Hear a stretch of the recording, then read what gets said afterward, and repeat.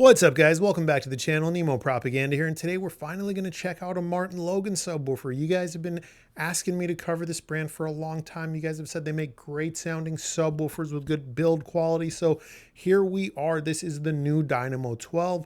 It looks fantastic. It sounds fantastic. It's got a ton of features, and I'm going to tell you all about it. So we're going to do this review the same way we always do. Let me get those main specs on screen so you guys can check that out. I'll tell you about the unique or standout features that make the subwoofer special, what it sounds like, how it compares to some other subwoofers in and around the same price category. We'll talk about speaker pairing, room setup, things like that, and then we'll wrap up the video. So first, let me get one thing out of the way in an effort to respect everyone's time. In terms of like this category of subwoofer is what I call the modern subwoofer. The subwoofer that has the app, right? The cell phone app. It has the room correction. You don't have to get out of your chair to adjust anything. This is the best one I've heard so far. And what I mean by that is I feel like when you start to really add a ton of DSP to a subwoofer, you take some of its sound quality away. At least that's what my experience has been. The Martin Logan Dynamo 12 is one of the best sounding modern subwoofers I've ever heard. And we're going to unpack that a little bit more when we get into the sound quality and what it sounds like. So let me tell you about those standout features. Oh, by the way, guys, please hit the like button. It helps. Also, watching the video the whole way through is the best way to support the channel. You guys know I don't use affiliate links or anything like that. All I ask, just watch the whole video. That's the best way to support me. Standout features. First and foremost, the high piano gloss finish is without a doubt automotive grade, like after paint correction and after a detail. My car guys, you know what I'm talking about. This black is like a mirror. There's no orange peel. There's no crinkles to it. It is flawless. This is one of the best piano finishes I've ever seen. Second standout feature, the build quality. This is a relatively compact sealed 12-inch subwoofer. It weighs 62 pounds. When I pulled it out of the box, I was like, oh my goodness. This is one of the heaviest 12-inch subwoofers I've ever picked up. That tells me this driver has a big motor section behind it. It tells me this cabinet is going to be plenty thick. I wouldn't be surprised if this has a double front baffle. Anyhow, build quality, Martin Logan's not playing games. The app, this is one of the best apps I've ever interacted with. Its UI is intelligent. It gives you a good amount of features, but not so many that it confuses or overwhelms you. It works. It's responsive. I didn't have a single dropout or disconnect. Fantastic app. Looks beautiful. Works beautifully. This is how software should be. The room correction worked flawlessly. Easy to use. You do have to use Martin Logan's ARC microphone. It's sold for $49, not a lot of money. This is one of the cheapest mics I've seen for room correction. You just connect it to your laptop to the subwoofer. You do 3 measurements and it just automatically calibrates to your room. I did some of my listening impressions without the room correction, and I did some of my listening impressions with the room correction. But the reality is Martin Logan's room correction is so good, it tuned it exactly how I did. And that is a compliment because I have set up hundreds of subwoofers. I am very good at setting up subwoofers. I have never come across a subwoofer whose room calibration, auto room calibration, set up the subwoofer exactly the way I did. Almost always what tends to happen is they overshoot the mark. They overcorrect. And I end up having a little bit of a suck out somewhere that I need to pump back up. I need to make some micro adjustments to fix it usually. And this is pretty common on the forums too. If you go on the forums, most guys after correction, they make some minor adjustments. With the Martin Logan Dynamo 12, I didn't have to make any adjustments after the correction. Super easy. By the way, if you've owned like other Arc Genesis products and you already have the mic, you should not have to buy a separate one. Feel free to reach out to your dealer or Martin Logan directly just to be sure, right? So some other standout features, it accepts RCA inputs as well as XLR as well as high level. So, you know, my guys that have legacy amplifiers that don't have subwoofer outputs, for example, you could just tap off your speaker terminals using regular speaker wire, terminate them in banana and just plug them into the back of this thing. It just accepts banana. They're flush mounted. They look great, phenomenal. But all your adjustments for the most part are not going to be from the back of the subwoofer. They're going to be from your mobile phone app, right? So those are the standout features in my opinion. And I'll be honest, once I heard this thing in my head, I was like, I should have requested the 10-inch model. That's what I should have requested for my room, because this 12 brought way more capability to the table than this little room would ever need. But let me tell you what it sounds like. Now, I already told you this is one of the best sounding modern subwoofers I've ever heard. What does that mean? Well, it means it doesn't crush detail. It handles delicate passages well. Note-to-note distinction is fantastic. What do I mean by that? Well, the difference between, say, 30 hertz and 45 hertz is very obviously different. Oftentimes, subwoofers, when they add a ton of DSP, what tends to happen, and you guys know this, could go on the forums, you'll see people call them one-note wonders. All the frequencies end up sounding the same, just like at different volumes, right? And there's a lot of reasons why that can happen. It's not just overuse of DSP. Sometimes it's a poor driver and cabinet match. Sometimes it's just a driver that has just way too much moving mass compared to its motor section. I can give you a million reasons, but I'm not a speaker engineer and I don't want to get into that. At the end of the day, Martin Logan has nailed this design, whether it be the driver itself, its relationship to the cabinet, its relationship to its plate amp. All these things are working in harmony to give us excellent note-to-note distinction, great handling of delicate passages, really good transient response. And that means a couple of things. So transient response is speed, right? There's the sound of speed, which is start-stop behavior, right? If a subwoofer sounds quick, it usually means it doesn't have a ton of bloom and it has really good start-stop behavior. This subwoofer nails that. But when I talk about transient response, I'm really talking about actual speed, which is when there's shifts in amplitude, frequency, or output or dynamics. It happens quickly with immediacy. It's clean, it's without distortion, it's not bearing down on your ears heavily. You could feel the bass on your body, but it's fairly light around the head region, right? It's really good high fidelity bass. I really like this subwoofer a lot.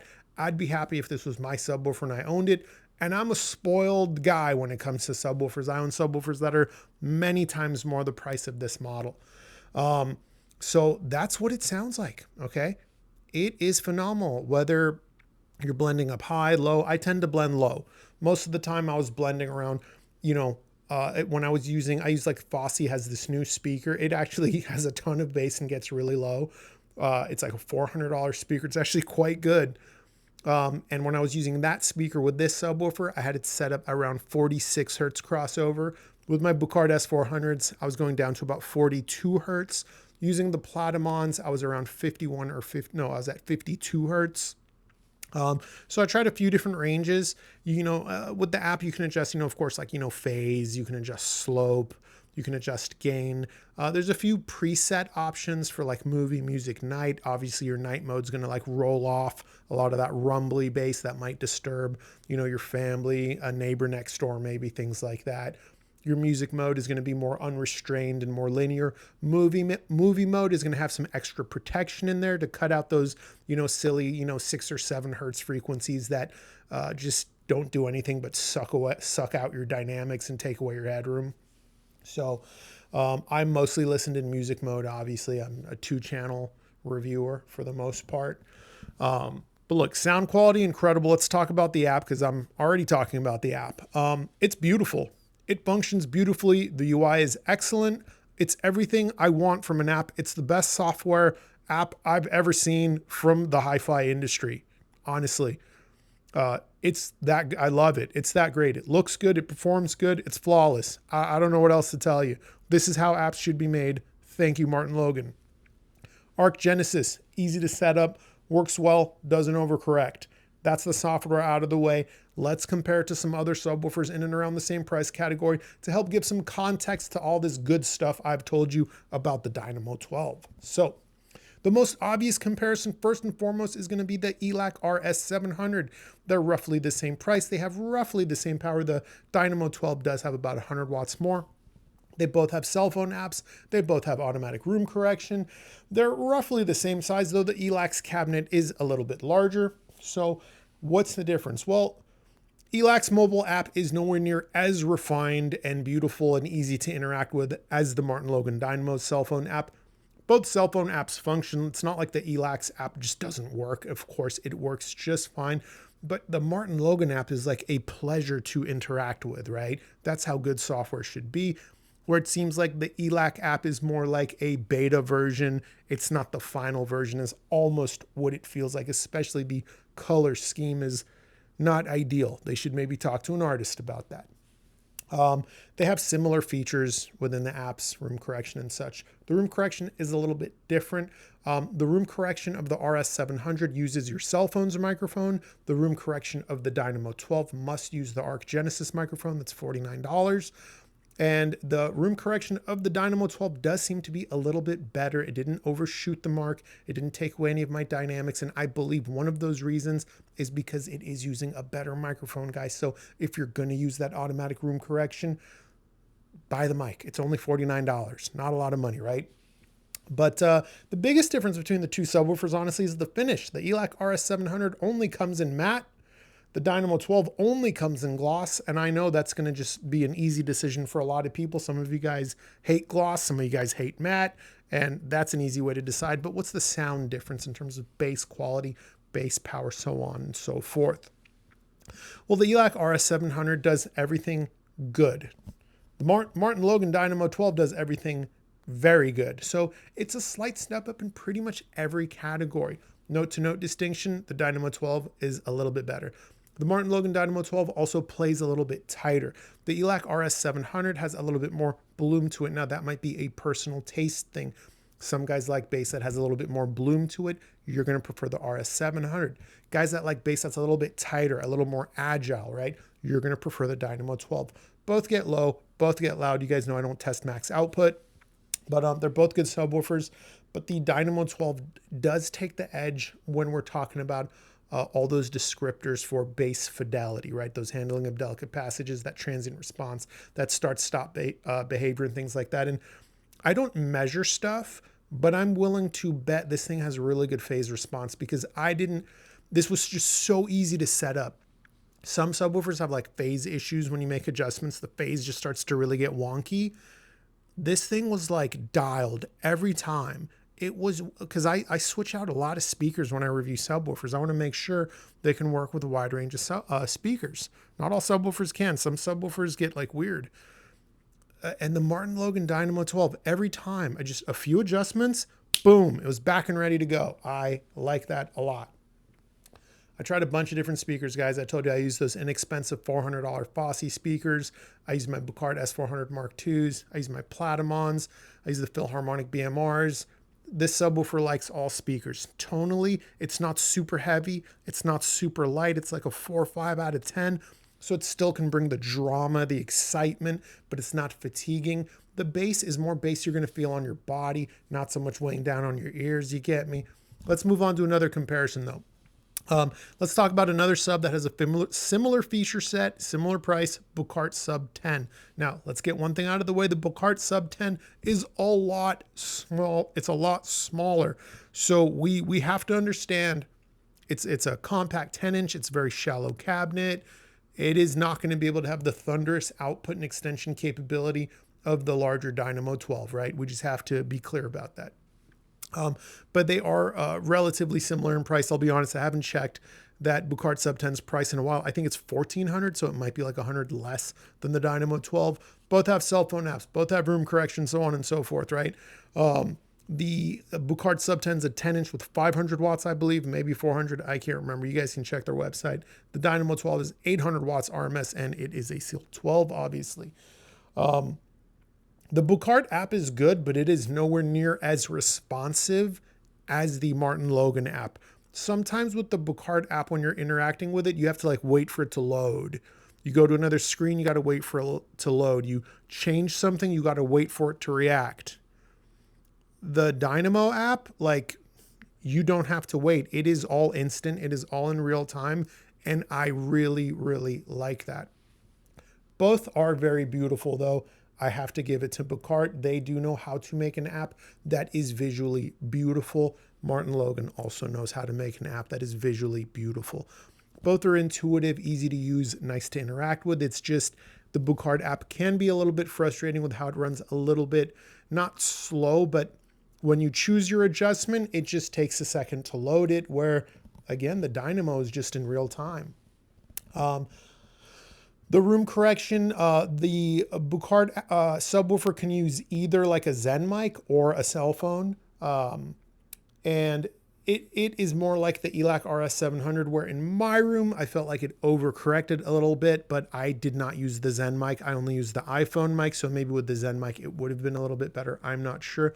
The big difference between these subwoofers though is simply this. Both have pretty good bass quality. The Martin Logan Dynamo 12 is a little bit of a tighter sound, is a little bit of a quicker sound. It has a little bit more resolution in those leading edges of bass attack. But none of that really matters because it just has so much more output and extension capability than something that's so much smaller like the Sub 10. So the Sub 10 is great if you don't need a ton of output and you're more looking for that like lifestyle subwoofer, that extremely high wife acceptance factor subwoofer.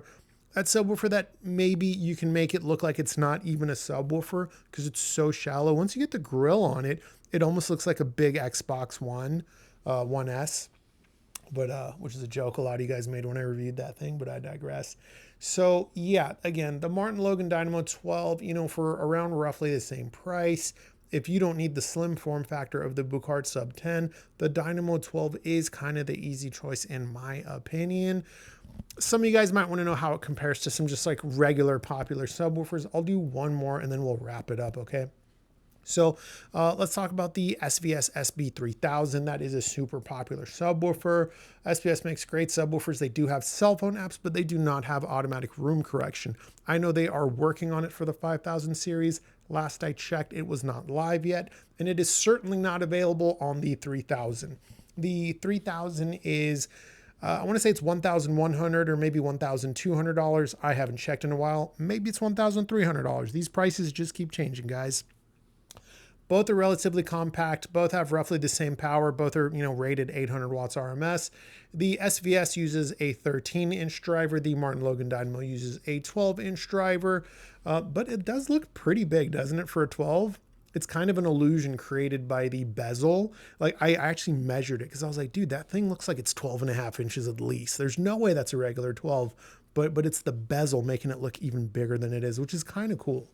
So look, SVS makes a good cell phone app. It functions flawlessly. It doesn't have any dropouts. Same with the Martin Logan. The SVS app does give you quite a few more options to set up. Like you could do a slope of like 6 dB, for example, in the SVS app. I've never seen that in another subwoofer app, right? Martin Logan is a little bit more reeled in with the different things you can adjust, but I kind of prefer that because I tinker less that way. And I didn't need a ton more options to set it up, but what are the sound quality differences? So look, I like SVS subwoofers in particular situations, and those particular situations is you are going to be running them at between 85 and 95% of their maximum output. That's how they sound their best. In my opinion, SVS subwoofers generally don't like playing at low volumes. They don't like not being run at full tilt, right? They're like race cars. They want to go full speed. That's it. So for that reason, I feel like they do have a bit of a narrow sweet spot. And that's why if you check online, the reviews can be a little polarizing. You'll get guys that are like, I just felt like it was like slow and sluggish and monotone. Yeah, an SVS SB3000 will sound that way if it's outside of its sweet spot. It will. You push it up to like 90% of its maximum output and it changes. It really will sound better. But most people are not running their subwoofers like to the limit. So it's like this. The Martin Logan Dynamo 12 has a little bit of a cleaner sound, better note-to-note distinction, better handling of delicate passages, more resolution in the leading edges. Again, this is kind of going to be the situation regardless of what other DSP or modern subwoofer I compare it to. The Martin Logan just seems to have more resolution in the bass region. It just seems to have more fidelity. It just seems to have a little bit more nuanced detail. It seems to just have a little bit better handling of delicate passages than all the other modern DSP focused subwoofers I've reviewed. So that's the review, guys. That's the review. I don't think there's much more I can tell you about this subwoofer. I am curious what their 10 sounds like. I am curious. Save that for the Discord. But look, if you got any questions, holler in the comments section below. This YouTube channel does have a free Discord server also. If you have any questions, you can ask, in either place. The Discord server is cool because If like you got a unique room situation, for example, maybe you can post pictures in there. You can share pictures, and that helps us help you, decide what's best. Maybe you don't know if maybe this is too much. Maybe you got a near field setup, or it's got to go under a desk. You want the 10-inch model instead, right? Who knows? We could help you with that when we could see the room. So, yeah, that's the review, guys. Until next time, take care.